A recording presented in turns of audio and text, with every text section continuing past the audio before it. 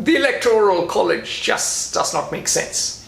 It is a legacy of the past, just like the 2-year terms for congressmen in the House of Representatives. That doesn't make sense either.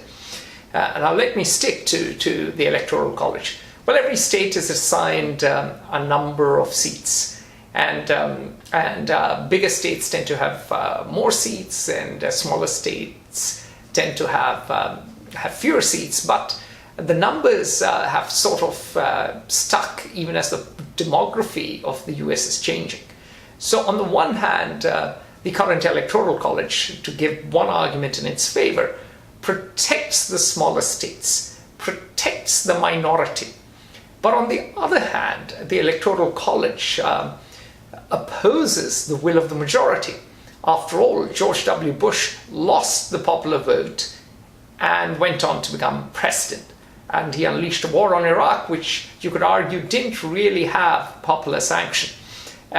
Donald Trump has won the popular vote, and has lost the popular vote. He would love to believe he won the popular vote, but he won the Electoral College. And in his second term, there is a strong possibility. In fact, I have a sneaking suspicion that he may lose the popular vote, but he might win the presidency again on the basis of the Electoral College.